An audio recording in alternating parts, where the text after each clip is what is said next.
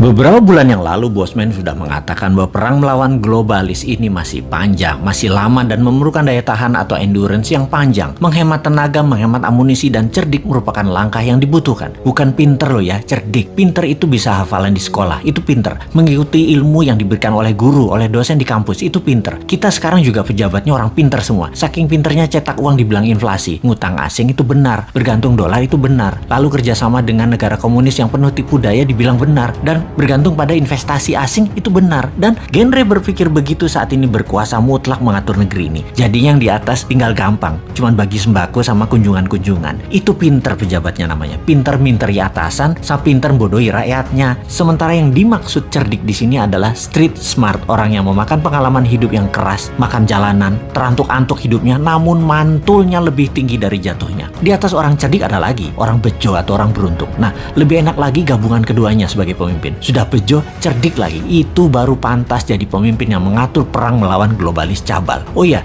sebelum lanjut kita harus membedakan pebisnis globalis dan globalis cabal. Cabal adalah secret society, lebih menginginkan kepengendalian mutlak atas kehidupan manusia. Cabalis itu sudah pegang kendali atas teknologi, atas informasi, kendali atas komunikasi, sistem keuangan, dan sekarang kendali ke arah dua hal yang penting, yaitu kesehatan serta makanan. Musuh negara tidak berdaulat yang pemimpinnya oportunis itu bukan hanya dua negara besar, Tiongkok dan Amerika, tetapi ditambah juga globalis cabal. Jadi ada tiga musuh sebenarnya. Kita detailkan ketiganya, pengendali negara lemah tersebut. Pola kendali terhadap negara lemah atas dua negara besar dan kelompok globalis adalah tiga strategi Tiongkok, yaitu menggunakan soft power kalau Tiongkok ya. Pertama, kendali atas media massa sebuah wilayah. Nomor dua, kendali atas pejabat pemerintahan wilayah yang ditarget serta anggota parlemennya. Kemudian nomor tiga, kendali atas peraturan hukum dan penegakan hukum di wilayah tersebut. Di sisi lain, strategi Amerika itu menggunakan hard power, yaitu tekanan militer, terorisme, ideologi, humanitarian, menggunakan organisasi multilateral seperti IMF, PBB. Semua adalah tool Amerika untuk menyedot aset harta negara lemah. Strategi globalis cabal adalah pegang sosial media, informasi, dan big data. Mereka bukan mau menguasai wilayah hajat hidup seperti Tiongkok, ambil sumber daya alam seperti Amerika, kendalikan energi dan oil, serta dolar. Bukan. Globalis cabal kendalinya atas data, atas minat interest seseorang, mengubah tindakan perilaku, merubah society, merubah dunia dengan merekalah pemegang kendali hidup manusia, bukan hanya wilayah. Globalis cabal anti negara, anti nasionalisme, senang atau mendukung pemimpin otoriter yang bisa dikendalikan oleh mereka. Jadi saat ini perangnya ada tiga front, Tiongkok, Amerika, dan globalis cabal. Globalis saat ini pegang kendali atas big farmasi atau perusahaan obat-obatan besar serta kesehatan. Alat tes COVID, virus COVID, dan vaksin adalah satu paket globalis cabal yang punya. Sistemik sekali kerja mereka, didesain panjang sejak 15 tahun yang lalu. Detail, rinci, terarah, lengkap dengan perang medianya, desain ketakutannya, dan alat yang disebut COVID atau virus yang sedikit lebih mematikan dibandingkan flu itu.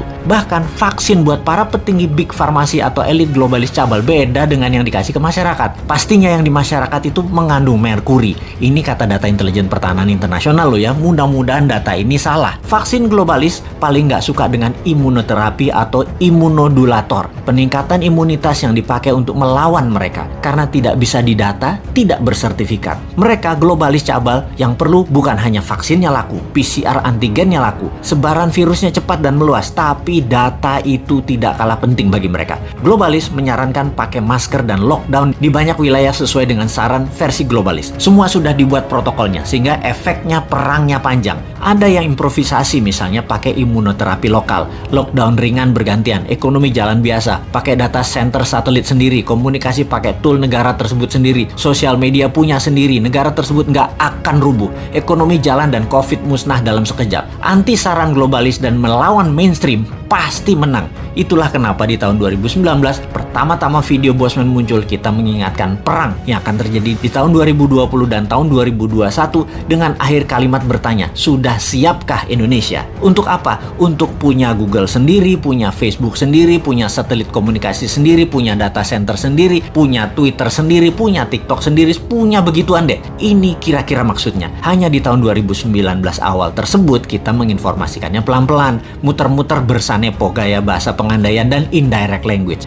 ternyata nggak paham gaya bahasa beginian. Wes, Jawa Timurane bosman metu tak sikat pol saiki. Faktanya perang pandemi ini panjang, 2025 baru bersih. Dan bukan karena virus solusinya, tapi natural herd imunitas solusinya. Terpapar banyak dan sembuh pakai imunitas diri sendiri, dibantu booster multivitamin dan mineral. Kemudian perang apa lagi yang akan terjadi? Yaitu perang cuaca atau climate war. Sudah sejak tahun lalu dimainkan. Dan kalau yang ini Rusia ikut bermain. Selain globalis cabal Tiongkok dan Amerika di belakangnya negara sekutu, terutama G7. Mulai nyadar sekarang di mana-mana hujan juga banjir. Kata-kata puitisnya adalah bagai hujan di musim panas.